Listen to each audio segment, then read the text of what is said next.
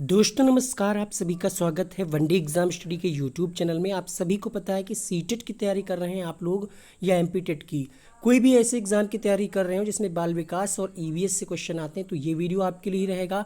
खास बात ये है कि आपने जितने भी यूट्यूब चैनल देखे होंगे, अपने सीनियर्स से बात की होगी, अपने टीचर्स से बात की होगी, तो वो भी यही कहते हैं कि प्रीवियस ईयर के क्वेश्चंस पेपर को पढ़ना जरूरी है। अगर आप नहीं पढ़ रहे हैं तो बहुत बड़ी गलती कर रहे हैं। तो उसी क्रम में जो हमने प्रीवियस ईयर के क्वेश्चंस पेपर की सीरीज स्टार्ट की थी वो कंटिन्यू चल रही है। और आज हम आपको बाल विकास और पर्यावरण दो सब्जेक्ट एक ही साथ एक ही वीडियो में कराने वाले हैं। तो वीडियो को बिना स्किप किए पूरा देखिएगा, एडवर्टाइजमेंट को भी आप स्किप ना करें, थोड़ा सा हमें सहयोग हो जाता है। तो चलिए शुरू करते हैं। पहले हम आपको कराएंगे बाल विकास एवं शिक्षा शास्त्र के 30 इंपॉर्टेंट क्वेश्चन जो कि 2016 में पूछे गए हैं और ईवीएस के उसके बाद। तो वीडियो को कंप्लीट दिखेगा। क्लास थोड़ा सा बड़ी होगी लेकिन आपके लिए काफ़ी नॉलेजफुल चीज़ें यहाँ से मिलने वाली हैं। तो अभी से आप इस वीडियो को लाइक कर दीजिए, चैनल पर न्यू आए हैं सब्सक्राइब करके बेल आइकन ऑन कर दीजिए। सभी क्लासेज की प्लेलिस्ट हमने बना दी है, संस्कृत, ईवीएस, पर्यावरण, प्रीवियस ईयर। पर्यावरण का एक डिटेल वीडियो भी हमने बनाया है जिसको हमने नाम दिया है पर्यावरण पापा वीडियो। उसका लिंक आपको नीचे कमेंट बॉक्स में, डिस्क्रिप्शन बॉक्स में मिल जाएगा। 30 में से 20 प्रश्नों के उत्तर आप उसी वीडियो से देख करके कर सकते हैं आराम से। तो चलिए शुरू करते हैं। जितने भी लोग लाइव जुड़े उन सभी को गुड मॉर्निंग, नमस्कार, बहुत बहुत स्वागत है आप सभी का, राम राम।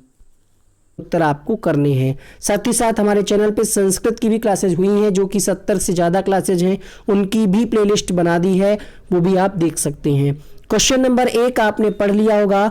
प्राथमिक स्तर पर एक शिक्षक में निम्न में से किसे सबसे महत्वपूर्ण विशेषता मानी जानी चाहिए। तो आप जब प्रश्नों के आंसर कर रहे हो तो खुद को एक शिक्षक की दृष्टि से ही मान करके प्रश्नों के उत्तर सोचिएगा। चांसेस रहेंगे कि आपका उत्तर पहली ही बार में सही होगा। ठीक है, सीटेट एग्जाम आप बहुत ही अच्छे नंबरों से क्वालिफाई कर सकते हैं अगर आप ये सीरीज कंटिन्यू फॉलो करते हैं। तो पहले प्रश्न के लिए यहाँ पे कहा जा रहा है धैर्य एवं दृढ़ता, शिक्षण पद्धतियों और विषयों के ज्ञान में दक्षता, अति मानक भाषा में पढ़ाने में दक्षता, पढ़ाने की उत्सुकता। देखिए, प्राथमिक स्तर पे एक शिक्षक के अंदर ये सभी गुण होने चाहिए जो यहाँ पे लिखे हैं।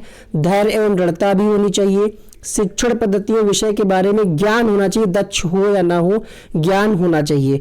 ठीक है, मानक भाषा पढ़ाने में भी दक्ष हो या ना हो लेकिन बेसिक जानकारी होनी चाहिए, पढ़ाने की उत्सुकता भी जरूरी है। सीटेट हो या कोई भी एग्जाम हो, अगर पेडागोजी बेस्ड क्वेश्चन आता है तो वहां पे चांसेस रहते हैं कि लगभग चारों ही ऑप्शन सही लगते हैं आपको पहली बार में। अब आपको बेहतर ऑप्शन की तलाश करनी है, टिक करना है आपको बेहतर ऑप्शन की। इन चारों ऑप्शन में सबसे ज्यादा एक टीचर के अंदर कौन सा गुण होना चाहिए, कौन सी विशेषता होनी चाहिए। देखिए यहाँ पे दक्ष लिखा है तो ये ऑप्शन गलत हो जाएगा क्योंकि दक्ष नहीं हो सकते, टीचर हो सकते हैं लेकिन सबसे जरूरी क्या है कि वो दक्ष ही हो जाए, सभी विषयों में दक्ष हो जाए टीचर, या मानक भाषा में दक्ष हो जाए, नहीं। अब यहाँ पे दो ऑप्शन हमने काट दिए क्योंकि दक्ष होना प्राथमिकता नहीं है। प्राथमिकता ये है कि एक अच्छा टीचर वो होता है जिसके अंदर धैर्य हो, है ना, पेशेंस हो, क्योंकि क्लास में तरह तरह के बच्चे होते हैं, आपको मैनेज करना होगा। तो अगर आपके अंदर धैर्य नहीं होगा, मान लिया कोई बच्चा शैतानी कर रहा है, आप उसको पीट देंगे, डांट देंगे, जो कि बिल्कुल गलत होगा। तो आपके अंदर एक होनी चाहिए, पेशेंस होना चाहिए, धैर्य होना चाहिए और दृढ़ता। दृढ़ता मतलब ये है कि आप जो भी डिसीजन ले रहे हो, ठीक है, उसमें विश्वसनीयता हो, बच्चों का आप पे भरोसा हो। पढ़ाने की उत्सुकता ऑप्शन गलत नहीं था लेकिन हमें ऑप्शन एक ही लगाना होता है 4 में से, उसी का आपको नंबर मिलता है। तो यहाँ पे जो सबसे बेहतरीन ऑप्शन है वो है धैर्य एवं दृढ़ता, और ये सीटेट की ऑफिशियली आंसर की के अनुसार हम आपको आंसर बता रहे हैं। अगला प्रश्न देखिए। वीडियो अगर आपको अच्छा लगता है तब आप एक लाइक करिएगा इस वीडियो को। दूसरा प्रश्न यहाँ पे, एक शिक्षक अपने लोकतांत्रिक स्वभाव के कारण विद्यार्थियों को पूरी कक्षा में पूरी तरह से कहीं भी बैठने की अनुमति देता है। ठीक है, कुछ विद्यार्थी क्या करते हैं, एक साथ बैठते हैं, चर्चा करते हैं, सामूहिक पठन करते हैं। कुछ विद्यार्थी क्या करते हैं, चुपचाप, मतलब जैसे क्लास में टीचर गया और टीचर को कुछ काम रहा तो टीचर ने बच्चों से कहा कि आप जहां आपकी इच्छा हो बैठिए। तो कुछ बच्चे जो फ्रेंडशिप सर्कल बना करके बैठ गए, ग्रुप में बैठ गए, कुछ बच्चे वहां जहां पे बैठे थे अपनी अपनी सीट पे बैठे रहे, ये क्वेश्चन कहा जा रहा है। और फिर क्या कर रहे हैं, सामूहिक पठन कर रहे हैं, कुछ चुपचाप बैठकर अपने आप पढ़ रहे हैं, कुछ ग्रुप में पढ़ रहे हैं, कुछ अपना अपना पढ़ रहे हैं। एक अभिभावक को ये चीज पसंद नहीं आई। मतलब एक अभिभावक को ये बात अच्छी नहीं लगी कि कुछ बच्चे ग्रुप में पढ़ रहे हैं और कुछ बच्चे अकेले पढ़ रहे हैं। ठीक है, तो इस संबंध में कहा जा रहा है इस स्थिति से निपटने के लिए सबसे बेहतर तरीका क्या होगा। पहला ऑप्शन है अभिभावकों को प्रधानाचार्य से अनुरोध करना चाहिए कि बच्चे का अनुभाग यानी सेक्शन बदल दें। मान लिया कक्षा 8A में, सॉरी यहाँ अगर हम प्राथमिक स्तर से देखें, मान लिया कक्षा 4A में है बच्चा, तो सेक्शन उसका अनुभाग बदल दे, 4B में कर दे। ठीक है, दूसरा ऑप्शन कहा जा रहा है कि अभिभावकों को शिक्षक पर विश्वास करना चाहिए, शिक्षक के साथ समस्या पर चर्चा करनी चाहिए। ये ऑप्शन सही हो सकता है, लेकिन हमें बाकी के भी दोनों देखने हैं।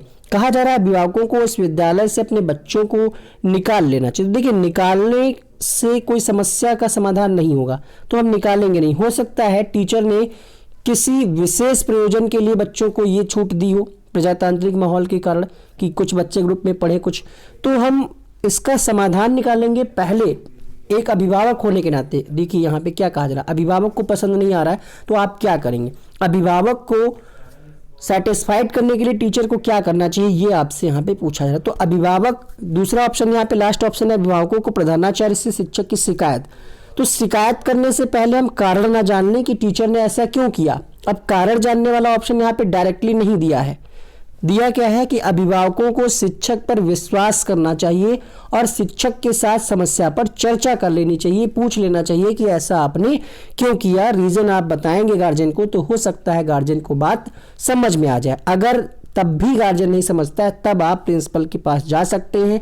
उसके बाद भी अगर नहीं समझ में आता है तो आप अनुभाग बदलने के लिए प्रिंसिपल से कह सकते हैं। उसके बाद भी अगर सॉल्यूशन नहीं होता है तब आप बच्चे को वहां से विद्यालय से निकालेंगे। लेकिन प्राथमिकता यह है कि टीचर से आप बात करें गार्जियन होने के नाते।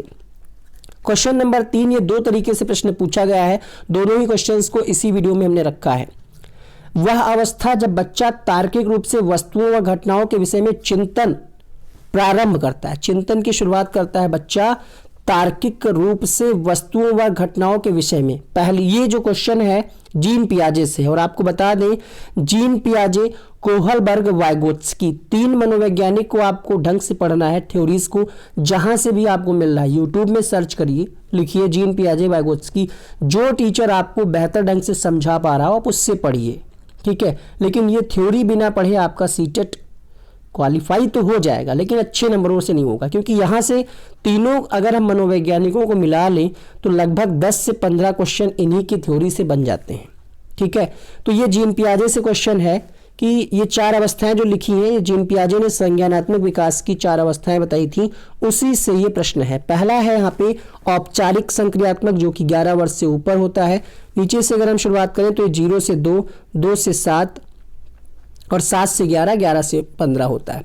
तो यहाँ पे जब बच्चा तार्किक रूप से वस्तुओं घटनाओं के विषय में चिंतन प्रारंभ करता है तो वो अवस्था कौन सी होती है, वो अवस्था होती है मूर्त संक्रियात्मक अवस्था। तो इसका सी ऑप्शन सही होगा। काउंट कर रहे हैं आप कितने उत्तर आपके सही हो पा रहे हैं, काउंट करके कमेंट जरूर कीजिएगा, चेक करिए कि आपकी तैयारी औरों से किस स्तर पे, क्योंकि आपके साथ साथ हजारों बच्चे इस वीडियो को देखेंगे, वो भी अपना अपना एक्सपीरियंस साझा करेंगे। एक बार कमेंट बॉक्स जरूर चेक कीजिएगा।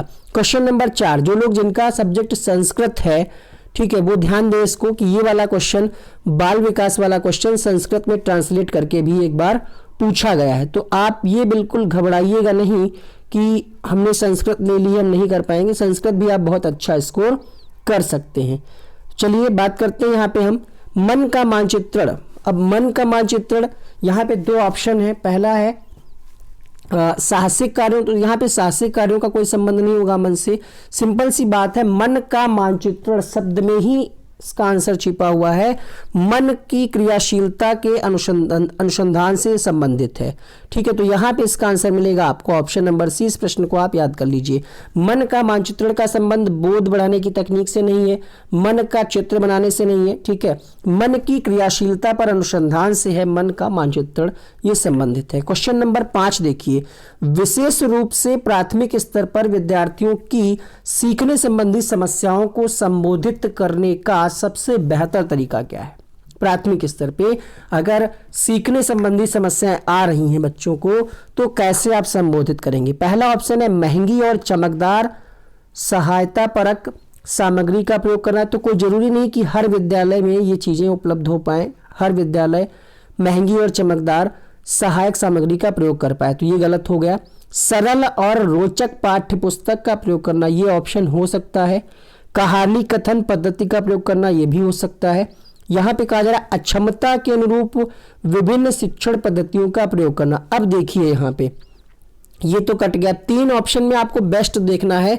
कंडीशन क्या है, विशेष रूप से प्राथमिक स्तर पे अगर कहीं पे समस्या आ रही बच्चों की, तो बच्चों को समस्या आ रही तो हम जिस प्रकार की समस्या है उसको पहले हम पता करेंगे क्या समस्या आ रही, और उसी के हिसाब से हम शिक्षण पद्धति का प्रयोग करेंगे या उसी हिसाब से हम पढ़ाएंगे बच्चों को, जिससे हम समस्या को दूर कर पाएं।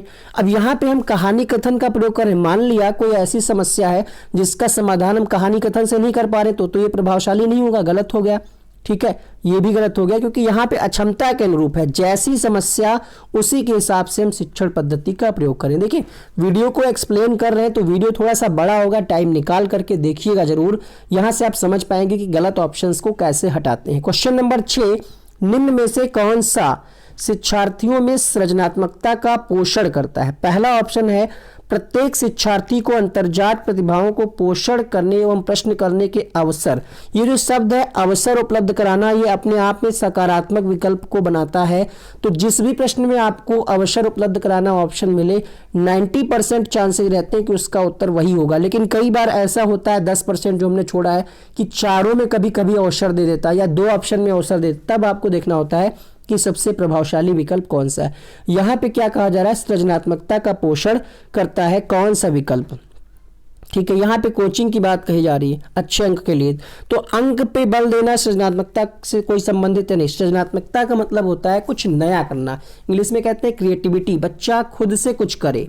ठीक है, तो यहाँ पे हमने आपको ऐसे बता दिया है, ट्रिक वाले वीडियो में भी हमने आपको बताया था कि अगर अवसर मिले तो इसमें अवसर वाला ऑप्शन सही क्यों होता है, क्योंकि बच्चों को सक्रिय अधिगम मिलता है। यहाँ पे बच्चे खुद इन्वॉल्व होते हैं, बच्चे खुद करके सीखते हैं, इसलिए इस प्रश्न का ऑप्शन ए होगा कि प्रत्येक शिक्षार्थी को, है ना। यहाँ पे सिर्फ अंकों की बात कही जा रही थी, यहाँ पे विद्यालय के जीवन से, तो ये भी गलत हो गया। और यहाँ पे व्यवहारिक मूल्यों की, यहाँ पे क्या कहा जा रहा है, पहले ऑप्शन में प्रत्येक शिक्षार्थी को अंतर्जात प्रतिभाओं को पोषण करने प्रश्न करने के, तो यहाँ पे प्रश्न करने के अवसर मिल रहे हैं। जब बच्चा प्रश्न करेगा तो उसके मन में जो भी डाउट्स होंगे वो क्लियर हो जाएंगे। 7वां प्रश्न आपके सामने देखिए, हमने आपसे कहा था कि ये क्वेश्चन 2 तरीके से पूछा गया है, पियाजे से है क्वेश्चन है पियाजे के अनुसार निम्नलिखित में से कौन सी अवस्था में बच्चा अमूर्त, वहां पे अमूर्त नहीं था, यहाँ पे क्या है, अमूर्त संकल्पनाओं के विषय में तार्किक चिंतन, वहां पे सिर्फ था तार्किक चिंतन, यहाँ पे एक शब्द जुड़ गया अमूर्त संकल्पनाओं, तो इसका उत्तर बदल जाएगा। अब आ से अमूर्त है, अमूर्त और मूर्त क्या होता है, मूर्त मतलब जो चीजें आपके सामने हो, अमूर्त मतलब जो चीजें आपके सामने ना हो। जैसे हम अभी कहें चिड़ियाघर में शेर, तो आपके सामने नहीं, लेकिन आप तुरंत, आपका माइंड क्लिक कर गया, अगर आप कभी भी चिड़ियाघर गए हैं तो आपके माइंड में तुरंत वैसी ही तस्वीर बन गई होगी, छप गई होगी, तो ये होता है अमूर्त। तो ये कौन सी अवस्था है, हम आपको यहाँ पे उम्र बता देते हैं। ठीक है, एक ऑप्शन यहाँ 2 बार लिख गया है, ये वाला, ठीक है, ध्यान दीजिएगा। तो ये होती है 0 से 2 वर्ष, तो ये तो होगा नहीं अमूर्त चिंतन, ये काट दीजिए पहले ही। फिर होता है 2 से 7 वर्ष, ठीक है, फिर होता है 7 से 11 और फिर 11 से ऊपर। तो तार्किक चिंतन वो भी अमूर्त संकल्पनाएं जो उसके सामने नहीं है, तो ये अवस्था होती है 11 वर्ष से ऊपर की अवस्था में। ठीक है, जिसमें बच्चा अमूर्त संकल्पनाओं के बारे में तार्किक चिंतन करना आरंभ करता है। इसका ऑप्शन नंबर ए सही होगा। अगला प्रश्न देखिएगा, सीखना समृद्ध हो सकता है यदि, कैसे सीखना समृद्ध होगा, प्रभावशाली कैसे होगा, यदि अधिक से अधिक शिक्षण सामग्री का प्रयोग किया जाए, मतलब आप बहुत सारे चार्ट पेपर ले आए, बहुत सारे बोर्ड लगवा दें, है ना, ग्लोब रख दें और आप प्रोजेक्टर लगवा दें, क्या तभी प्रभावशाली होगा, या फिर शिक्षण विभिन्न प्रकार के व्याख्यान यानी एक्सप्लेनेशन आप ज़्यादा करें, स्पष्टीकरण ज़्यादा करें, तब होगा प्रभावशाली, या फिर ज़्यादा से ज़्यादा परीक्षाएं, आवधिक परीक्षाएं पर ज़्यादा बल दिया जाए, है ना, कि हर 3 महीने पे या 1 महीने पे परीक्षा ले ली जाए, या फिर वास्तविक दुनिया से उदाहरणों को कक्षा में लाया जाए जिससे विद्यार्थी एक दूसरे से अंतःक्रिया करें और शिक्षक उस प्रक्रिया को सुगम बनाए। शिक्षक का काम क्या होता है, सुगम बनाना, इसीलिए शिक्षक को सुगम करता है, सुविधादाता कहा जाता है।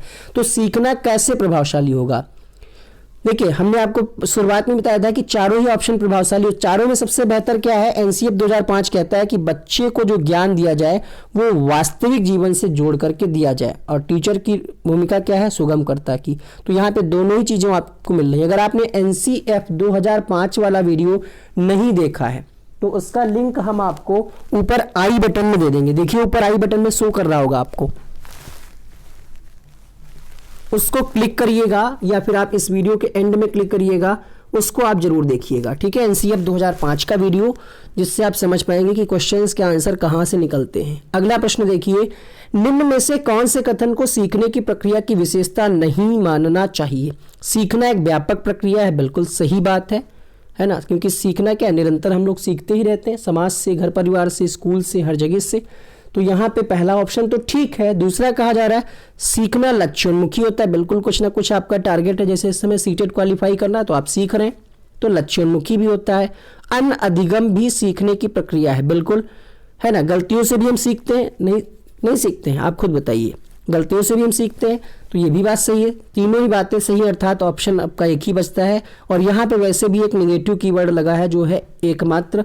अब आप सोच रहे हैं निगेटिव कीवर्ड और पॉजिटिव कीवर्ड क्या है, तो एक वीडियो अपलोड हुआ है जिसमें हमने आपको बताया है निगेटिव और पॉजिटिव कीवर्ड, उनका भी वीडियो का लिंक हमने डिस्क्रिप्शन बॉक्स में, कमेंट बॉक्स में दे दिया, उसको देखिए आप। ठीक है, तो यहाँ पे डी ऑप्शन सही होगा, ऊपर आई बटन में दिख रहा होगा, आप देख सकते हैं। अब यहाँ पे बात कही जा रही है 5वीं कक्षा के दृष्टिबाधित विद्यार्थी। कक्षा 5 में कुछ ऐसे बच्चे हैं जिनकी आई वीक है, दृष्टिबाधित हैं, उनके लिए आप 4 ऑप्शन पढ़िए और बताइए चारों में सबसे बेस्ट क्या है। पहला ऑप्शन है उनके माता पिता मित्रों द्वारा उन्हें दैनिक कार्यों के करने में सहायता करनी चाहिए, या फिर के साथ सामान्य रूप से व्यवहार किया जाना चाहिए और श्रव्य सीढ़ी के माध्यम से सहायता उपलब्ध कराई जानी चाहिए। सी ऑप्शन है के साथ कक्षा में विशेष व्यवहार किया जाना चाहिए। डी ऑप्शन है को निचले स्तर के कार्य करने की छूट मिलनी चाहिए। क्वेश्चन नंबर 10 आपके सामने, क्या होगा इसका सही जवाब। तो देखिए, बच्चे हैं दृष्टिबाधित, ठीक है, तो दृष्टिबाधित बच्चे हैं, अगर कुछ ऐसी हम सुविधा करते हैं क्लास में कि बच्चे जो देख नहीं सकते वो सुन करके सीख ले, तो उनके लिए क्या है, श्रव्य सीडी का हम प्रयोग करें, है ना, रेडियो का, जिससे बच्चे क्या है सुन करके। विशेष व्यवहार ठीक था, ठीक है, छूट मिलना एक अलग की बात है, लेकिन शिक्षक होने के नाते हम उनके हिसाब से श्रव्य दृश्य सामग्री का, दृश्य तो नहीं यहाँ पे क्योंकि बच्चे देख नहीं पाएंगे, तो श्रव्य वाली, इसीलिए कहा जा रहा है श्रव्य सीडी। अगर बच्चे सुन पाएंगे तो जो भी रेडियो या आप ऐसी सामग्री का इंतजाम करेंगे वो उनके लिए बेहतर होगा। तो यहाँ पे बी ऑप्शन सही होगा। वीडियो काफ़ी बड़ा तो नहीं हो रहा है। क्वेश्चन नंबर 11, प्रश्न संख्या 11, निम्न में से कौन सा बच्चे की सामाजिक मनोवैज्ञानिक आवश्यकताओं के साथ संबंध नहीं है, संबद्ध नहीं है। संवेगात्मक सुरक्षा की आवश्यकता होती है, बिल्कुल होती है संवेगात्मक सुरक्षा की आवश्यकता। शरीर से अपशिष्ट पदार्थों का नियमित रूप से बाहर निकालना, सानिध्य की आवश्यकता, सामाजिक अनुमोदन अथवा सराहना की आवश्यकता। भाई कुछ अच्छा आप काम कर रहे हैं तो सराहना करता है तो आपको अच्छा लगता है, तो ये भी सामाजिक मनोवैज्ञानिक है ना। सानिध्य की आवश्यकता, ये भी सामाजिक है। संवेगात्मक सुरक्षा, ये भी, लेकिन अपशिष्ट पदार्थों को ये सामाजिक मनोवैज्ञानिक नहीं बल्कि ये शारीरिक है, तो यहाँ पे यही जो है इससे संबंधित नहीं है। आंसर मिलेगा आपको ऑप्शन नंबर बी। अगला प्रश्न देखिएगा, वह कौन सा कथन है जहां बच्चे के संज्ञानात्मक विकास को सबसे बेहतर तरीके से परिभाषित किया जा सकता है। बात यहां पे किसकी कही जा रही है, संज्ञानात्मक विकास की, ठीक है। संज्ञानात्मक विकास कहा जा रहा है, शारीरिक विकास नहीं कहा जा रहा। संज्ञान मतलब जहां पे बच्चा कुछ सीखे, जहां पे बच्चे को कुछ ज्ञान अर्जित हो, तो वो तरीका, वो स्थान कौन सा सबसे बेहतर, खेल के मैदान या घर। देखिए, बच्चा सीखता घर से भी है, खेल के मैदान से भी कुछ सीखता है, लेकिन सबसे बेहतर तरीके से वो कहाँ सीखता है, विद्यालय और कक्षा में। तो यहाँ पे ए ऑप्शन इसका सही होगा। जब शारीरिक विकास कहता है, शारीरिक विकास, तो उसका आंसर आ जाता है खेल के मैदान। यहाँ पे क्या है, संज्ञानात्मक विकास, इसलिए आंसर आएगा विद्यालय एवं कक्षा पर्यावरण। आंसर मिलेगा पहला ऑप्शन। डैश को एक अभिप्रेरित शिक्षण का संकेतक माना जाता है। शिक्षक द्वारा दिया गया उपचारात्मक कार्य, विद्यार्थियों द्वारा प्रश्न पूछना, कक्षा में एकदम खामोशी, या फिर कक्षा में अधिगम उपस्थिति, अधिकतम उपस्थिति, ठीक है, अधिकतम हुआ यहाँ पे। तो देखिए, अभिप्रेरक शिक्षण मतलब अगर बच्चा क्वेश्चन कर रहा है तो वो अभिप्रेरित होगा, है ना। उपचारात्मक कार्य, देखिए उपचारात्मक क्या होता है, जब बच्चे को कहीं पे अधिगम में कोई दिक्कत होती सीखने में, तो हम उन कमियों को पता लगाते हैं कि बच्चे को कहाँ पे दिक्कत हो रही, फिर उसका उपचार करते हैं। जैसे आप डॉक्टर के पास जाते हैं, उपचार करता है, इलाज करता है, वैसे ही तो यहाँ पे उपचारात्मक कार्य का कोई रोल ही नहीं है। ठीक है, पूछा जा रहा है कि अभिप्रेरित शिक्षण का संकेत, बच्चे जब मोटिवेटेड होंगे, जैसे हम आपको पढ़ा रहे हैं, ठीक है, आप अगर पढ़ने के इच्छुक होंगे, मोटिवेटेड होंगे, तो आप कोई ना कोई क्वेश्चन करेंगे, तो ये एक संकेत है। अगर आप क्वेश्चन कर रहे हैं इसका मतलब है कि आप मोटिवेटेड हैं। एकदम खामोशी, तो ये मोटिवेशन कहाँ हुआ? अगर आप एकदम खामोश हैं, कुछ कमेंट नहीं कर रहे हैं, ना लाइक कर रहे हैं, तो इसका मतलब है आपको मज़ा नहीं आ रहा पढ़ने में, है ना। लाइक करें या डिसलाइक करें, रेटिंग तो आप कर रहे हैं, मतलब कहीं ना कहीं कुछ हम बेहतर कर रहे हैं।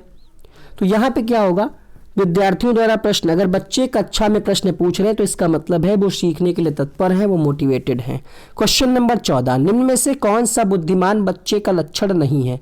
पहला ऑप्शन है वह जो प्रवाहपूर्ण एवं उचित तरीके से संप्रेषण करने की क्षमता रखता है, वह जो अमूर्त रूप से सोचता रहता है, वह जो नए परिवेश में स्वयं को समायोजित कर सकता है, वह जो लंबे निबंधों को बहुत, देखिए रटने की बात जहाँ पे आपको मिल जाए वो प्रश्न क्या होता है, प्रश्न का विकल्प हो जाता है नकारात्मक, और नकारात्मक ही आपसे निकलवाना चाह रहा था कि बुद्धिमान बच्चे का लक्षण नहीं है। बुद्धिमान जो बच्चा होगा वो रटेगा नहीं चीज़ों को, वो समझेगा और कुछ क्रिएटिविटी, सृजनात्मकता दिखाएगा, खुद से लिखने का प्रयास करेगा निबंध। तो यही इसका आंसर होगा, क्योंकि प्रश्न नकारात्मक था।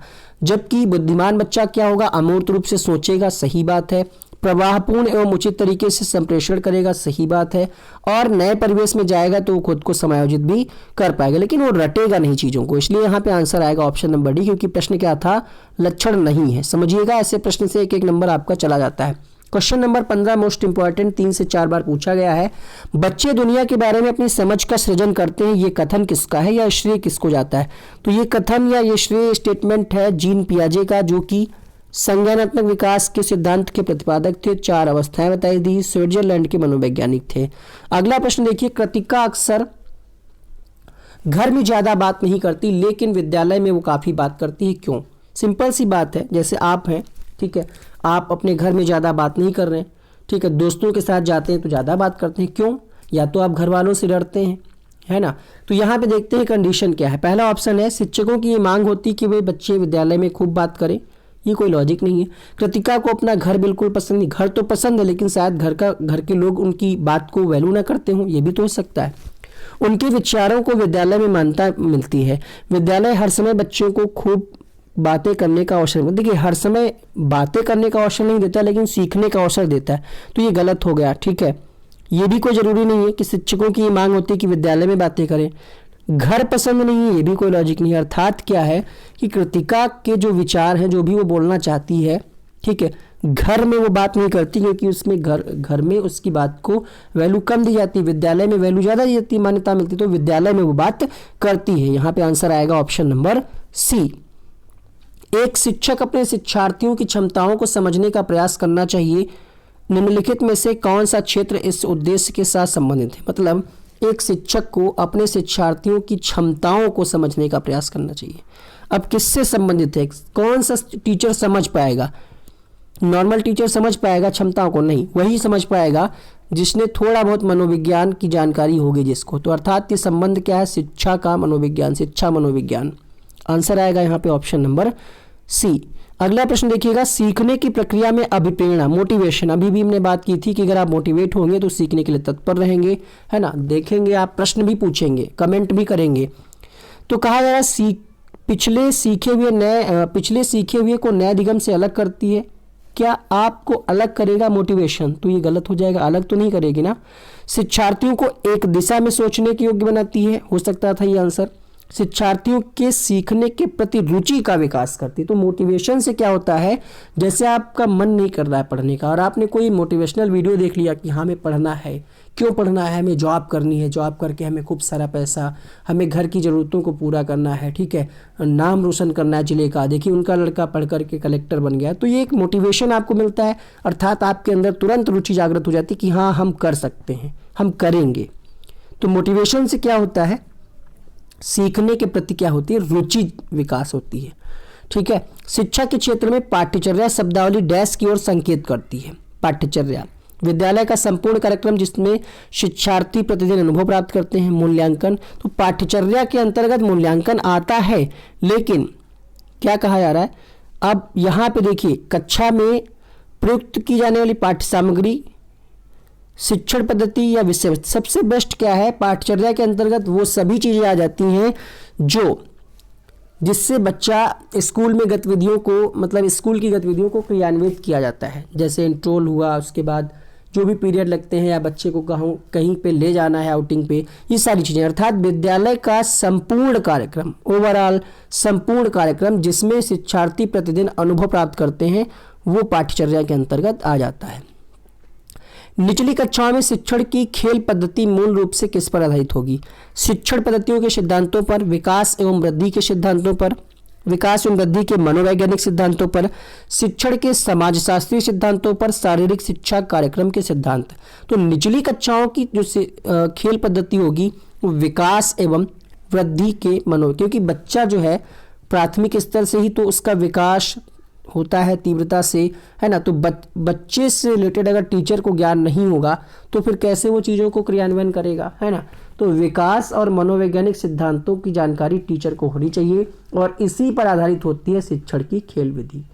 तो यहाँ पे आंसर आएगा आपका ऑप्शन नंबर बी। अगला प्रश्न देखिएगा, एक बच्चा अतीत की समान परिस्थिति में की गई अनुक्रियाओं के आधार पर नई स्थिति के प्रति अनुक्रिया करता है, ये किससे संबंधित है? मतलब अतीत मतलब बीते हुए समय में कुछ परिस्थिति के आधार पे, अनुक्रियाओं के आधार पे नई स्थिति के प्रति अगर अनुक्रिया करा तो यहाँ पे कौन सा सिद्धांत है बताइए? सीखने के लिए तत्पर तो है नहीं वो, बताइए 21 के लिए नहीं होगा ना। सीखने यहाँ पे कोई प्रभाव की बात भी नहीं कर रहा है यहाँ पे। तो सीखने का देखिए थॉर्नडाइक ने जो नियम दिए थे उससे है ये क्वेश्चन। थॉर्नडाइक ने 3 प्राथमिक नियम दिए थे और द्वितीयक नियम दिए थे 5, टोटल नियम दिए थे 8।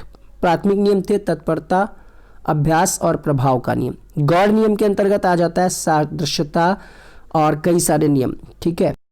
जो गौड़ नियम थे उसमें था मनोवृत्ति का नियम, बहु अनुक्रिया का नियम, आंशिक क्रिया का नियम। आंशिक क्रिया के नियम से इस बार भी क्वेश्चन यूपी टेट में आया था।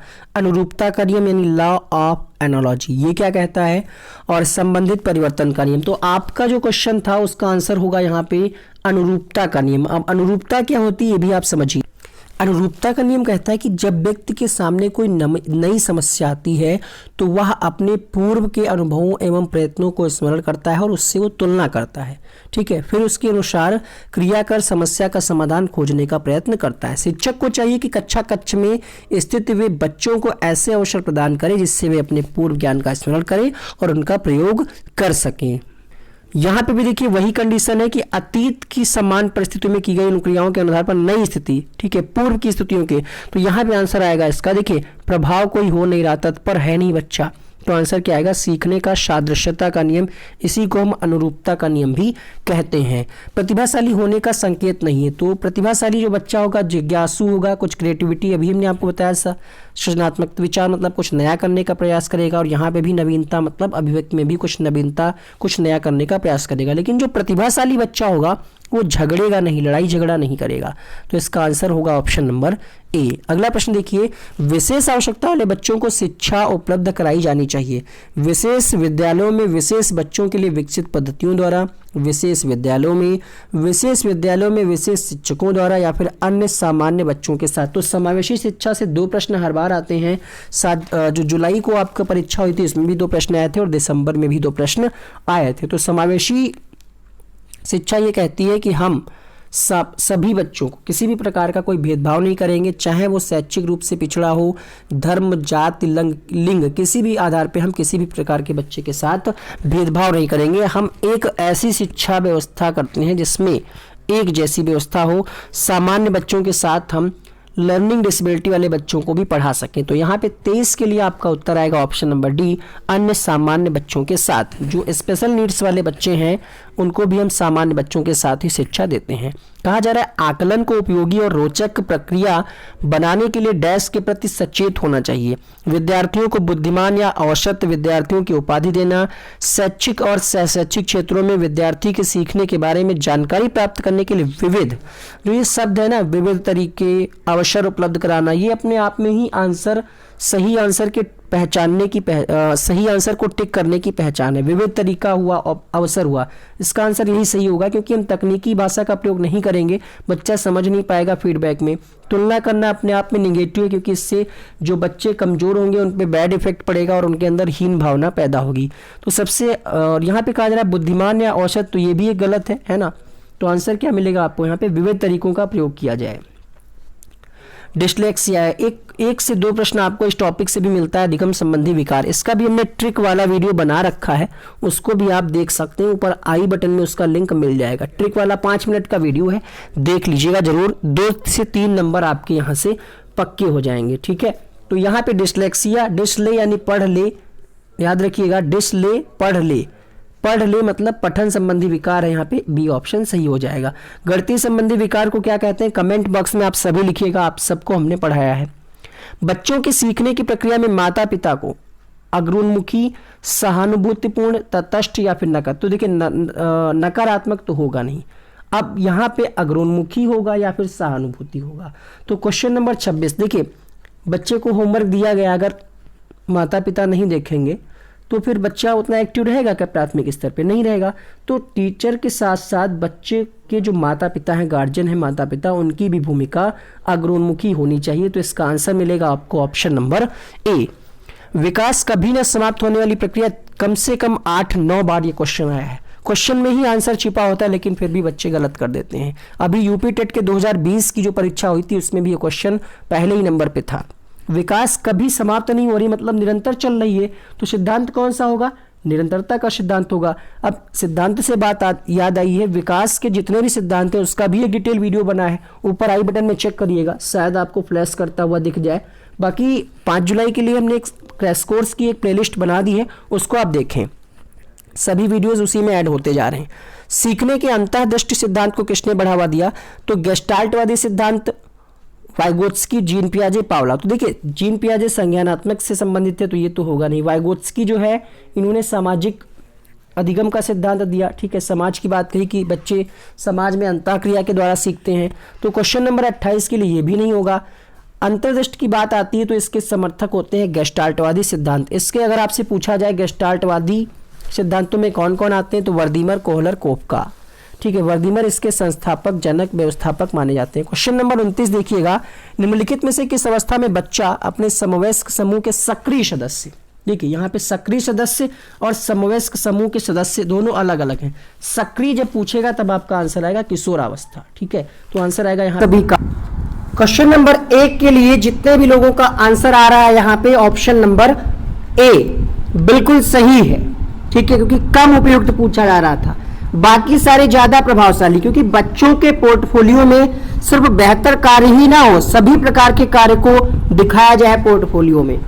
ठीक, शाबाश, बहुत अच्छा, ये पुनर्बलन दे रहे हैं। तो सीखने के बारे में समझ प्रदान करता है, बच्चों को मोटिवेशन मिलता है, बिल्कुल सही है। सीखने के संकेतकों और उप संकेतकों की सूची बनाना बहुत अच्छी बात है, रिपोर्ट आपकी और अच्छी बनेगी, है ना। एक कम प्रभावशाली क्यों हुआ, क्योंकि यहाँ पे क्या लिखा है, निजी विवरण। तो निजी विवरण से हमें क्या मतलब है, आकलन के संबंध में, इसलिए यहाँ पे ए जो है कम उपयुक्त होगा। क्वेश्चन नंबर 1 के लिए आंसर ए सही होगा। पर्यावरण का निचोड़ 4 वीडियो में बनाया है, उसको जरूर देखिए, प्लेलिस्ट का लिंक नीचे डिस्क्रिप्शन बॉक्स में मिल जाएगा। उस वीडियो से 20 प्रश्न आपके मिल जाएंगे पेपर में, ये पूरा विश्वास है। क्वेश्चन नंबर 2 आप पढ़िए, कहा जा रहा है नीचे दिए गए प्रश्न को ध्यान से पढ़िए। प्रश्न क्या है, हर चीज को अलग अलग कलर से इसीलिए टाइप कराया गया कि आपको क्वेश्चन समझने में आसानी रहे। ये क्वेश्चन है, ये स्टेटमेंट दिया है, पढ़ना है, फिर मेन क्वेश्चन ये है जो ग्रीन कलर से है। ऐसे ही प्रश्न आपको परेशान करते हैं कि आप समझ ही नहीं पाते कि पूछ क्या रहा था, या फिर समझने में ज्यादा समय लगता है पेपर के टाइम। कहा जा रहा है क्या आपने अपने घर या स्कूल के आसपास जानवर देखे हैं जिनके छोटे बच्चे हैं, अपनी नोटबुक में उनके नाम लिखिए। ये जो स्टेटमेंट है टीचर के द्वारा कहा गया है बच्चे के लिए। तो ये जो प्रश्न है इस प्रश्न के माध्यम से किस प्रक्रमण कौशल का आकलन किया गया है? वर्गीकरण एवं चर्चा, परिकल्पना एवं प्रयोग करना, न्याय के लिए सरोकार या फिर अवलोकन एवं रिकॉर्डिंग। कहा क्या जा रहा है? आपने अपने घर या स्कूल के आसपास जानवर देखे जिनके बच्चे हैं, जैसे गाय, भैंस या कह सकते हैं हम कुत्ता, बिल्ली, तो उनके नाम क्या वर्गीकरण के द्वारा, चर्चा के द्वारा हो सकता था? प्रयोग करना नहीं होगा, यहाँ पे हम प्रयोग करके थोड़ी लिखेंगे, न्याय वाला गलत हो गया। सबसे बेहतर क्या है? हम ऑब्जर्व करेंगे अपने आसपास, अवलोकन करेंगे, क्या कोई ऐसा है जिसके बच्चे हो छोटे, गाय जानवर, तो हम क्या करेंगे? अवलोकन करेंगे और उसको रिकॉर्ड अपने नोटबुक में नोट करेंगे। रिकॉर्डिंग वही मतलब कि हम उस रिकॉर्ड को अपनी नोटबुक में नोट करें, ये सबसे अच्छा तरीका है यहाँ पे। तो इसी कौशल का प्रयोग, इसी का आकलन किया गया है इस क्वेश्चन के माध्यम से। आया समझ में? वीडियो को एक लाइक कर दीजिएगा। अवलोकन एवं रिकॉर्डिंग। पर्यावरण अध्ययन की अंतः विषयी प्रकृति पर्यावरण मुद्दों को द्वारा संबोधित करती, किसके द्वारा संबोधित करती है? अंतः विषयी प्रकृति। पहला ऑप्शन विज्ञान और सामाजिक विज्ञान की विषय वस्तु और पद्धति के प्रयोग, सामाजिक विज्ञान और पर्यावरण शिक्षा की विषय वस्तु और पद्धति के प्रयोग, विज्ञान की विषय वस्तु और पद्धति के प्रयोग, विज्ञान, सामाजिक विज्ञान और पर्यावरण शिक्षा की विषय वस्तु और पद्धति के प्रयोग। बहुत बढ़िया, जितने भी लोगों ने यहाँ पे प्रश्न संख्या 3 के लिए आंसर दिया है, डी ऑप्शन उनका जवाब बिल्कुल सही है। विज्ञान, सामाजिक विज्ञान, पर्यावरण शिक्षा की विषय वस्तु और पद्धति के प्रयोग। अंतः विषयी प्रकृति पर्यावरणीय मुद्दों को द्वारा संबोधित। देखिए, पर्यावरण के अंतर्गत सिर्फ पर्यावरण नहीं, इसमें आप विज्ञान भी पढ़ते हैं, सामाजिक विषय के भी सब्जेक्टों को आप पढ़ते हैं। तो पर्यावरण अध्ययन की अंतः विषयी प्रकृति पर्यावरणीय मुद्दों, विज्ञान, सामाजिक विज्ञान और पर्यावरणीय शिक्षा की विषय वस्तु और पद्धति द्वारा संबोधित करती है। सिर्फ विज्ञान ही नहीं। अब आप सोच रहे होंगे बी सी क्यों नहीं हुआ? तो इसमें सिर्फ विज्ञान कहा जा रहा था, इसमें विज्ञान था, सामाजिक विषय था तो पर्यावरण नहीं था, तो ये गलत हो गया। इसमें सामाजिक विज्ञान था, पर्यावरण था, लेकिन विज्ञान नहीं था, तो ये गलत हो गया। अब आपको समझ में आ गया कि डी क्यों सही है? क्योंकि विज्ञान पर्यावरण के अंतर्गत अंतः विषयी प्रकृति में आपका सामाजिक विज्ञान यानी सामाजिक विषय के जो सब्जेक्ट है वो भी आ जाते हैं, पर्यावरण शिक्षा तो है ही और विज्ञान भी आ जाता है। तो डी ऑप्शन इसी। प्रश्न संख्या 5 आपके सामने। कक्षा 1 में पर्यावरण अध्ययन में शिक्षार्थियों अध्ययन में, अच्छा 2 बार लिख गया है। कक्षा 1 में पर्यावरण अध्ययन में शिक्षार्थियों के आकलन के बारे में निम्नलिखित में से कौन सा कथन सत्य है? पहला ऑप्शन मौखिक परीक्षाएं, क्योंकि हो सकता है बच्चे लिखने में सक्षम ना हो, ठीक है, ये बात मान लेते हैं। दूसरा ऑप्शन ड्राइंग, क्योंकि बच्चों को इसमें आनंद आता है, बिल्कुल ठीक बात है, इसमें भी बात कोई गलत बात नहीं कही गई। तीसरा ऑप्शन शिक्षकों का अवलोकन और रिकॉर्डिंग, किसी को ना रोके नीति को ध्यान में रखते हुए आकलन की कोई आवश्यकता नहीं है। भाई आकलन की आवश्यकता क्यों नहीं? तो ये गलत हो गया। आंसर क्या मिला? पहला, दूसरा, तीसरा, ठीक है, क्योंकि कक्षा 1 की बात है यहाँ पे, ये भी आपको ध्यान रखना है। कक्षा 1 में पर्यावरण अध्ययन में मौखिक परीक्षा, ओरल टेस्ट लेते हैं हम, ड्राइंग भी करवाते हैं, शिक्षक को अवलोकन और रिकॉर्डिंग भी हम करते हैं, टीचर ऑब्जर्व करता है, ठीक है। तो ये 3 ऑप्शन सही है, इसलिए पहला ऑप्शन इसका सही होगा। कक्षा 5 की शिक्षिका एक एल्युमिनियम फाइल लेती है और पानी में डाल देती है और दिखाती है कि वह ऊपर तैरता है, फिर फाइल को मड़ोड़कर जोर से दबाती है, फिर पानी में डाल देती है, फिर दिखा रही कि वो डूब जाता है। बाद में शिक्षार्थियों को यह सोचने के लिए कहती है कि ऐसा क्यों हुआ, ठीक है। इस प्रश्न का उत्तर देने में निम्नलिखित में से कौन से प्रक्रमण कौशल का प्रयोग किया जाएगा? पहला है परिकल्पना, वर्गीकरण, फिर है अवलोकन और मापन। तो किसका यहाँ पे प्रयोग किया गया है बताइए? वह सोचने और कारण होगा यहाँ पे, और कारण देने के लिए कहती है, यहाँ पे सोचने और कारण देने के लिए कहती है। क्वेश्चन नंबर 6 सही जवाब मिलेगा आपको यहाँ पे। प्रश्न संख्या 6 के लिए अवलोकन यहाँ पे कुछ लोग बता रहे, कुछ लोग परिकल्पना बता रहे हैं। तो देखिए यहाँ पे हो क्या रहा है। परिकल्पना हो रहा है या अवलोकन? तो आपका उत्तर आएगा परिकल्पना। क्वेश्चन नंबर 6 के लिए ऑप्शन नंबर ए सही होगा, क्योंकि कक्षा 5 की शिक्षिका द्वारा जो प्रयोग किया जा रहा है ये परिकल्पना कौशल से संबंधित है, क्योंकि इसमें विद्यार्थियों से शिक्षार्थियों को प्रयोग के बारे में सोच कर कारण देने के लिए कहा गया है। तो ए ऑप्शन सही होगा यहाँ पे। अगला देखिए, पर्यावरण अध्ययन के शिक्षा शास्त्र के संदर्भ में सिवाय के निम्नलिखित सभी वांछनीय अभ्यास है। मतलब एक ऐसा है जो वांछनीय, मतलब जरूरी नहीं है, ठीक नहीं है। पहला ऑप्शन, आलोचनात्मक चिंतन और समस्या समाधान के लिए क्षमता संवर्धन करने से संबंधित अभ्यास। बी ऑप्शन है, बच्चे की अस्मिता यानी व्यक्तित्व का पोषण करने से संबंधित। तीसरा है, वास्तविक अवलोकन के स्थान पर पाठ्य पुस्तकीय ज्ञान को श्रेष्ठता से स्वीकार करने।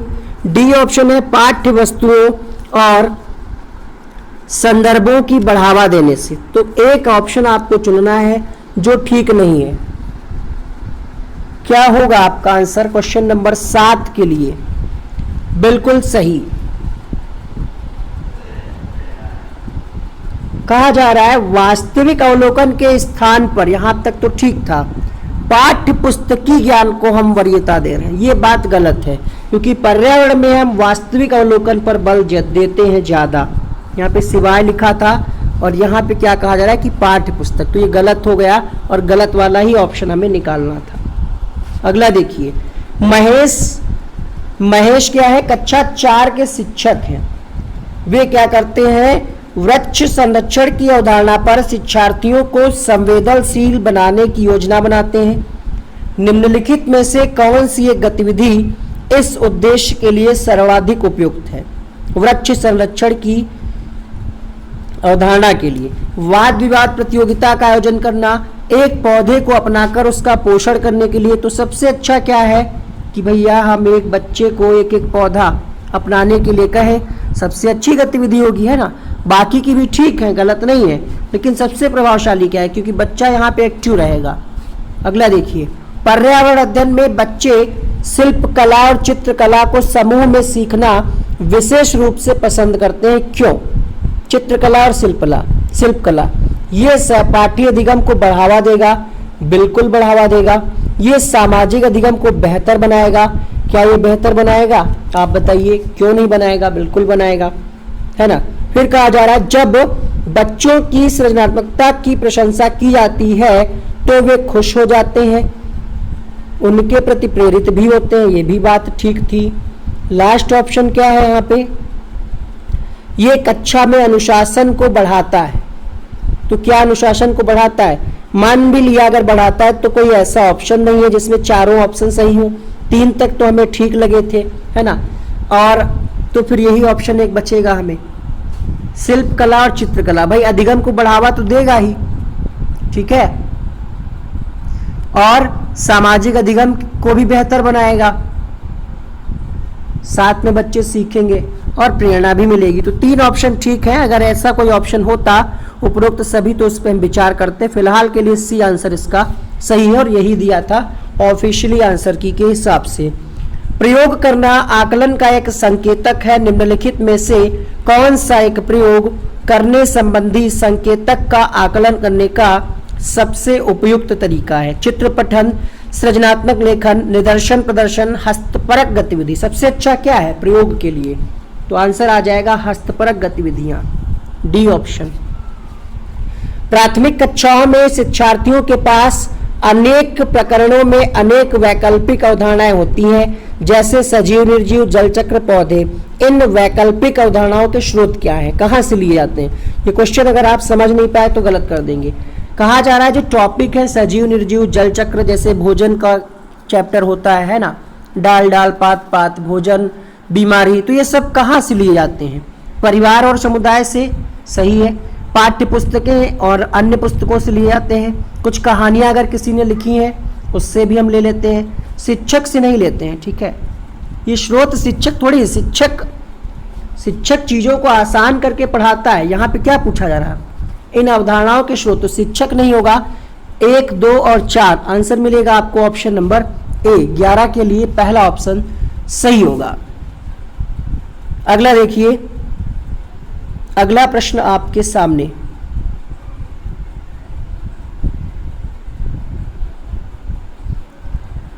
अगला प्रश्न देखिए, क्वेश्चन नंबर 12। कांच के जार तथा बोतलों को उनमें अचार भरने से पूर्व सूर्य की धूप में अच्छी तरह सुखाया जाता है, ऐसा क्यों? क्वेश्चन नंबर 12, 12वां प्रश्न आपके सामने। क्यों सुखाते हैं, ये आपसे पूछा जा रहा है 12वें प्रश्न के लिए। तो सही जवाब मिलेगा नमी को पूर्णतया हटाने के लिए, है ना। जो नमी रहती है उसमें हल्का हल्का पानी रह जाता है, तो हम छतों पे अपनी रख देते हैं या धूप में रख देते हैं जिससे वो सूख जाए। तो ये इसका सी ऑप्शन सही होगा। क्वेश्चन नंबर 13 देखिए, रेनू की दादी उसे एक सूखा कुआं दिखाती हैं और कहती हैं कि 15-20 वर्ष कुएं में पानी था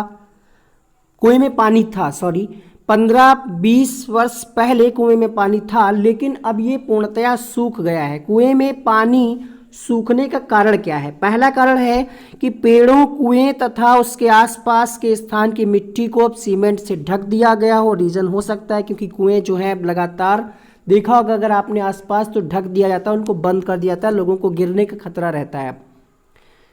क्योंकि तब क्या था, तब ऐसा कोई ऑप्शन नहीं था जल के लिए, कुएं से ही हम सभी जल निकालते थे, वही पीने के लिए, वही नहाने के लिए। अब तो घर घर पाइपलाइन पहुंच चुकी है। दूसरा ऑप्शन है आसपास के इलाके में बहुत सारे बोरिंग पंप लग गए हैं, जिससे, ये भी बात सही है। तीसरा ऑप्शन है कि प्रत्येक व्यक्ति के घर में अब नल होने के कारण, तो ये गलत है क्योंकि प्रत्येक व्यक्ति के घर में नल नहीं है, इस वजह से वो कुएं का, ये गलत बात कही जा रही है। अभी भी बहुत सारे ऐसे घर हैं जो कुएं का प्रयोग करते हैं, ठीक है, उनके घर अभी भी नल नहीं है। तो दो ऑप्शन यहाँ पे सही हैं, अर्थात आपको उत्तर मिलेगा पहला ऑप्शन यहाँ पे, फर्स्ट और सेकंड, क्वेश्चन नंबर 13 के लिए। ठीक है, आया समझ में आपको? फिर से आपको बता दें, कुएं सूखने के कारण क्या है? बोरिंग पंपों का लगना, साथ ही साथ पेड़ों, कुओं और उनके आसपास के स्थान को अब मिट्टी से ढक दिया गया है, जिससे पानी का रिसाव नीचे से नहीं हो पा रहा है। बगुला भैंस पर बैठता है क्यों? पहला ऑप्शन, बगुला तथा भैंस में सहजीवी का संबंध है। बगुला मनोरंजन के लिए नहीं, ये भी नहीं, डराना भी नहीं चाहता। तो बगुला तथा भैंस में क्या संबंध है? सहजीवी का, सहभोजी नहीं, सहजीवी का, ध्यान रखिएगा। NCERT यही है, आपको पढ़ना जरूरी है, इसीलिए बार बार आपको कहा जा रहा है। निम्नलिखित में से जड़ का कौन सा कार्य नहीं है? पौधे के लिए जड़ का कार्य नहीं। तो जड़ देखिए क्या क्या कार्य करती है। जड़ का कार्य रहता है भोजन को संचारित करना, पौधों को सहारा देना, जल तथा खनिजों का अवशोषण करना, ह्यूमस उपलब्ध कराना, ये जड़ का कार्य नहीं होता। आंसर मिलेगा आपको क्वेश्चन नंबर 15 के लिए, ऑप्शन नंबर बी।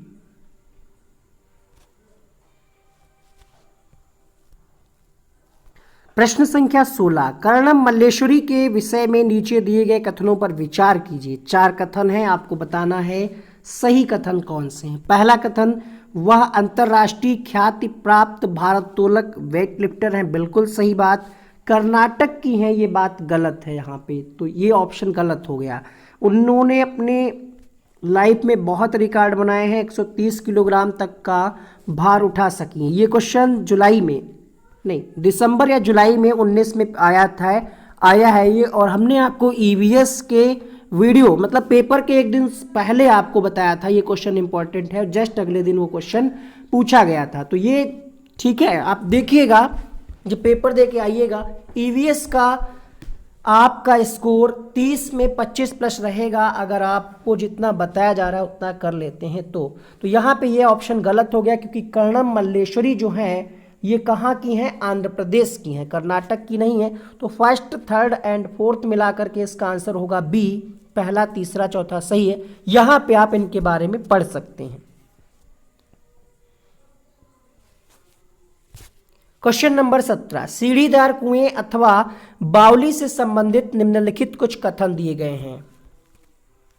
जो हम आपको पढ़ने के लिए बोले हैं कर्णम मल्लेश्वरी के बारे में, ये वीडियो हमने आपको पहले ही दिया है। जो लोग रेगुलर जुड़े हैं चैनल से उनको पता होगा कि ये सारे पॉइंट्स हम आपको पढ़ा चुके हैं। कर्णम मल्लेश्वरी एक प्रसिद्ध अंतर्राष्ट्रीय वेटलिफ्टर हैं, आंध्र प्रदेश के रहने वाली। इनके पापा पुलिस में हवलदार हैं। जब ये 12 साल की थी तभी से वजन उठाने लगी थी। 130 किलोग्राम तक वजन उठा लेती हैं, 29 मेडल जीते हैं, चारों बहनें रोज वजन उठाने का अभ्यास कर। तो ये अब आपका डाउट कोई भी क्लियर, मतलब सभी डाउट आपके क्लियर हो गए होंगे, आपके मन में कोई डाउट नहीं रहना चाहिए। क्वेश्चन नंबर 17, सीढ़ीदार कुएं अथवा बावली से संबंधित निम्नलिखित में से कुछ कथन दिए हैं। पहला कथन है वे जल भंडारण तथा संरक्षण की पारंपरिक है, बिल्कुल सही। सामुदायिक स्रोतों के रूप में इनका प्रयोग होता है, बिल्कुल सही। उनका प्रयोग मुख्यतः वर्षा रहित, बिल्कुल सही। तो 3 ऑप्शन यहाँ पे सही है, यहाँ पे केवल लगा है, ऑप्शन गलत हो जाएगा। उनमें केवल संदूषित जल संदूषित होता है, ये बात गलत है। और ये 5वां कोई विकल्प था नहीं, तो फर्स्ट, सेकेंड और थर्ड यहाँ पे है ऑप्शन नंबर बी में। क्वेश्चन नंबर अगला देखिए, वर्ली एक पारंपरिक कला का प्रकार है। डायरेक्ट आपको 20 क्वेश्चन डायरेक्ट उन्हीं वीडियो से मिल जाएंगे। ये भी क्वेश्चन उसी से पूछा गया है जो हमने आपको वीडियो दिया है। वर्ली एक पारंपरिक कला का प्रकार है, तो वर्ली का संबंध कहाँ से है? सिंपल सी बात है, वर्ली दिए गए विकल्पों में से आप देखिए यहाँ पे कौन सा ऑप्शन सही होगा। आंसर बिल्कुल ठीक है, महाराष्ट्र से संबंधित है पहला ऑप्शन। तमिलनाडु के निकटवर्ती या समीपवर्ती राज्य क्या है? Question number 19। अब हमने आपको लास्ट वीडियो में भी मैप के 2 क्वेश्चन कराए थे, फिर से आपको मैप दिखाते हैं। देखिए क्वेश्चन आपसे क्या पूछ रहा था, क्वेश्चन आपसे ये पूछ रहा था, एक बार फिर से हम आपको क्वेश्चन यहाँ पे बताया दे रहे हैं, फिर आपको मैप के माध्यम से ही समझाते हैं, ठीक है। क्वेश्चन नंबर आई थिंक 19 था और आपसे ये पूछ रहा था, और आपको बता दें आपको दिशाओं का भी ज्ञान होना जरूरी है। जब आप मैप सॉल्व कर रहे हो तो आपको ये भी पता हो कि पूर्व किधर है, पश्चिम किधर है, उत्तर किधर है, दक्षिण किधर। क्वेश्चन पूछ रहा था तमिलनाडु के निकटवर्ती। अब तमिलनाडु देखिए मैप में कहाँ पे है, ये है तमिलनाडु, ठीक है। तमिलनाडु के आसपास आपको देखना है। तमिलनाडु के पास क्या है देखिए, यहाँ पे सबसे पास में है केरल, उसके पास में और क्या है यहाँ पे, आंध्र प्रदेश और कर्नाटक। तिरुवनंतपुरम ऑप्शन में नहीं है, तो अब आप क्या लगाएंगे? ऑप्शन में था केरल, कर्नाटक और आंध्र प्रदेश, तो आपको तीनों मिल गए। केरल कहाँ पे है, उसके जस्ट पास में तमिलनाडु, कर्नाटक और आंध्र प्रदेश है ना, इसके आसपास और तो कोई है नहीं, दिया भी नहीं है ऑप्शन में। और ऑप्शन में दिया था केरल, गुजरात और कर्नाटक। केरल, गुजरात और कर्नाटक क्या हो सकता है? कर्नाटक तो मान लिया, गुजरात कहाँ है पास में? गुजरात नहीं है। गुजरात चलिए दिखा देते हैं कहाँ है, देखिए यहाँ पे गुजरात कहाँ है, ढूंढिए आप लोग भी, है ना। तो गुजरात वाला ऑप्शन गलत हो जाएगा, इसी वजह से यहाँ पे है गुजरात, गांधीनगर, तो ये गलत हो गया, गुजरात उसके पास में नहीं है। तो ऐसे ही आपसे क्वेश्चन मैप में फिर पूछा जाएगा, तो ये इसका ज्ञान आपको होना जरूरी है। आंसर मिल गया है यहाँ पे option number A, Kerala, Karnataka और आंध्र प्रदेश। क्वेश्चन नंबर 20 देखिए, निम्नलिखित में से किसको सुनने की शक्ति इतनी तीक्ष्ण होती है कि वह वायु से पत्तों के हिलने की ध्वनि और घास के जानवर के चलने की ध्वनि में अंतर कर सकता है? देखिए अगर आप बुक से मैच करेंगे तो बुक से और हमारे वीडियो में आपको कई प्रश्नों के उत्तर में अंतर मिलेगा। ये मत समझिएगा कि हम आपको गलत पढ़ा रहे हैं, हम आपको एनसीईआरटी के हिसाब से पढ़ा रहे हैं। अगर आपने अरिहंत, यूथ, जो भी आप प्रैक्टिस सेट या कोई भी बुक है, गलत आंसर होते हैं बहुत सारी किताबों में। तो प्लीज़ इस वीडियो को आप सीरियसली देखिए, जो भी चीज़ें आपको बताई जा रही सही है। कई बुक्स में इसका आंसर गिद्ध दिया है, दिखाते हैं साक्ष्यों के साथ। अब देखिए यहाँ पे कौन सा ये जानवर बना है, आपको स्पष्ट हो जाएगा। इसके बारे में क्या कहा जा रहा है कि बाघ अंधेरे में हमसे 6 गुना बेहतर देख सकता है, पहला पॉइंट। दूसरा पॉइंट, बाघ की मूछें हवा में हुए कंपन को भांप लेती हैं और उसे शिकार की बिल्कुल सही स्थिति का पता चल जाता है और इससे इन्हें अंधेरे में रास्ता ढूंढने में भी मदद मिलती है। क्वेश्चन आपसे क्या था, हम फिर आपको याद दिला दें। क्वेश्चन था किसकी सुनने की शक्ति इतनी तीक्ष्ण होती है कि वह वायु से पत्तों के हिलने, मतलब कि पत्ते हवा से हिले हैं या किसी जानवर ने हिलाए हैं, ये पता कर लेता है। देखिए यहाँ पे देखिए क्या कहा जा रहा है, बाघ हवा से पत्तों के हिलने और शिकार के झाड़ियों से हिलने में हुई आवाज के अंतर को भांप लेता है। बताइए कैसे क्वेश्चन बनाया है सीटेट ने, सीबीएसई के द्वारा, डायरेक्ट उसी से पॉइंट्स। तो हो सकता है अगली बार यहां से क्वेश्चन बना ले, है ना, 3 किलोमीटर तक। तो ये सब चीजें आपको याद करनी पड़ेंगी, समझनी पड़ेंगी। हो सकता है यहां से बना ले कि कैसे पहचानता है, तो मूत्र के माध्यम से, है ना। तो ये सब आपको याद करना पड़ेगा, समझना पड़ेगा, ठीक है। तो ये बाघ है, कई किताबों में आंसर उसका क्या दे दिया है, गिद्ध दे दिया है, ठीक है। तो आंसर यहाँ पे आप प्रूफ के साथ देख सकते हैं, बाघ आएगा। अगला प्रश्न देखिए, जब कोई व्यक्ति ट्रेन द्वारा अहमदाबाद से अहमदाबाद से कहाँ जा रहा है, यहाँ पे थोड़ा सा करेक्शन करिएगा, केरल होगा, ये टाइपिंग मिस्टेक है, बहुत मेहनत से सब क्वेश्चंस टाइप किए जा रहे हैं। तो आंसर क्या आएगा यहाँ पे पहले इसको सही करिए, केरल होगा।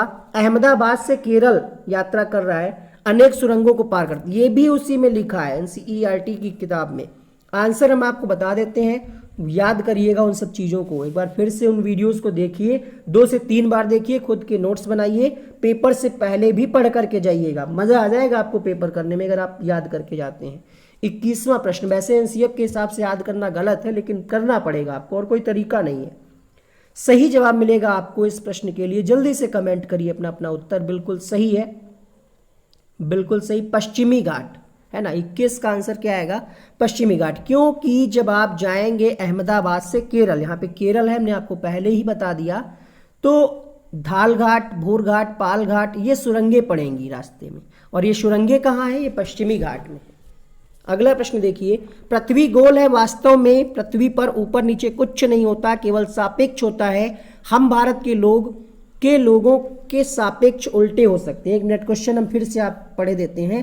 पृथ्वी गोल है, वास्तव में पृथ्वी पर ऊपर नीचे कुछ नहीं होता, केवल सापेक्ष होता है। हम भारत के लोग, उसके बाद यहाँ पे डैश होगा और आपसे पूछा जा रहा है, हम भारत के लोग के पास क्या है, डैश डैश डैश, उसके बाद पूछा जा रहा है के लोगों के सापेक्ष यानी उल्टा हो सकते हैं। किससे उल्टा हो सकते हैं, ये भी उसी से क्वेश्चन है।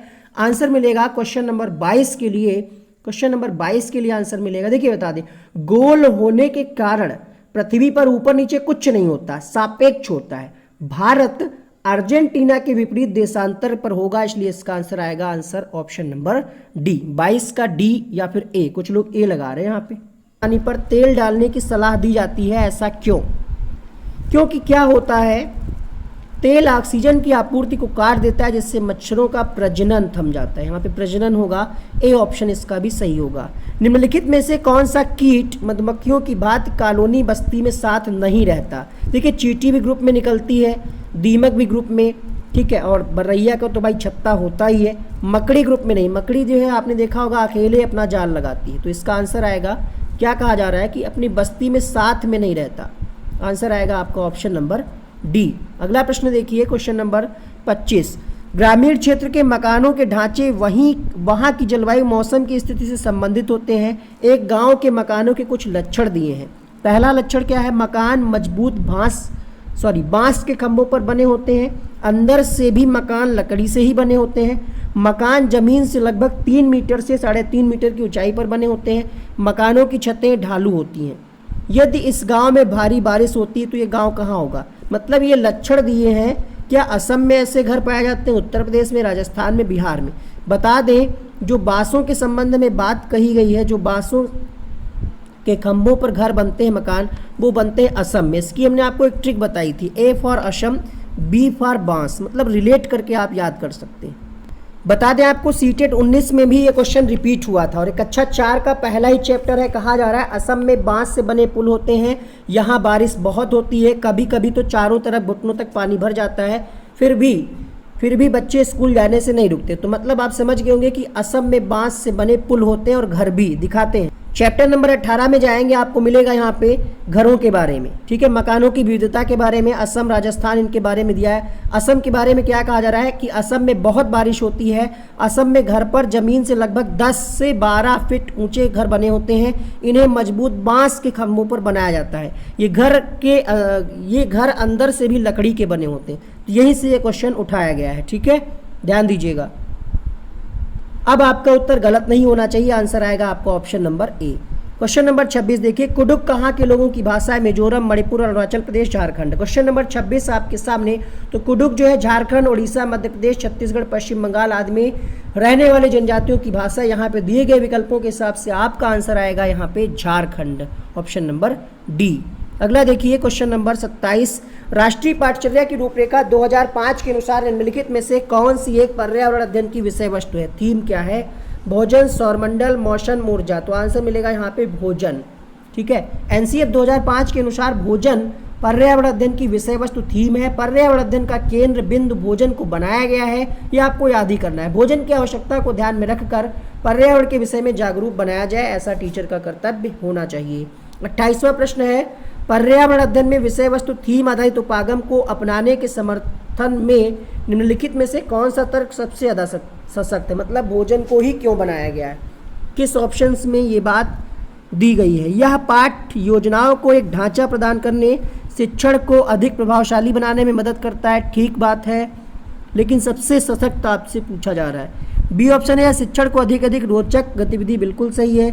ये उदाहरणाओं मुद्दों क्वेश्चन, अब तो यहाँ पे सब सही लग रहे हैं। अब आपको जो आंसर की हम बता रहे हैं वो आपको देखना है कि सबसे बेहतर कौन सा है, सबसे अधिक प्रभावशाली क्या है। क्वेश्चन नंबर 28 के लिए यहाँ पे सही जवाब मिल जाएगा, यह पाठ योजनाओं को एक ढांचा प्रदान करने और शिक्षण को अधिक प्रभावी बनाने में मदद करता है। तो इसका आंसर मिलेगा आपको ऑप्शन नंबर ए। प्राथमिक कक्षाओं में पर्यावरण अध्ययन को सीखने सिखाने में कहानियाँ एक महत्वपूर्ण पहलू हैं। पर्यावरण अध्ययन के कक्ष में कहानी सुनाने के लिए निम्नलिखित में से कौन सा सबसे कम उपयुक्त कारण है? कहानियाँ में व्यक्तियों के अनुभव, बिल्कुल सही बात है। सबसे अच्छा क्या है यहाँ पे कि कहानियाँ पर्यावरण अध्ययन अवधारणाओं से संबंध जोड़ने के लिए संदर्भ उपलब्ध कराती हैं। आंसर मिलेगा option number D. Question number 30 देखिएगा, पर्यावरण अध्ययन पाठ्यपुस्तक की विषय वस्तु में क्या होना चाहिए? परिभाषा और व्याख्यान को दूर रखना चाहिए, सही बात है। रटकर सीखने के लिए हतोत्साहित, बिल्कुल नहीं। आपको बताना क्या है सही विकल्प कौन कौन से हैं। तो देखिए ये तो गलत हो गया, तो मतलब दूसरा जिस ऑप्शन में वो होगा नहीं, दूसरा जिस ऑप्शन में है वो इसका आंसर नहीं हो सकता। अब आपके पास बचा है पहला और चौथा और केवल तीसरा, तो क्या लगाएंगे आप? पहला और चौथा, केवल वाला ऑप्शन क्या होगा? तो ये भी नहीं होगा। अब आपके पास क्या बचा ऑप्शन बचा कि बच्चों को प्रश्न और खोजने का मौका मिलना चाहिए। ठीक है, तो इसका आंसर क्या आएगा आपका ऑप्शन नंबर सी। ठीक है, और कुछ हो सकता है? ये वाला तो होगा नहीं, ये वाला भी नहीं होगा। ठीक है, 2 ऑप्शन बच रहे हैं और यहाँ पे कोई ऐसा ऑप्शन है नहीं जिसमें पहला और तीसरा कहा जाए।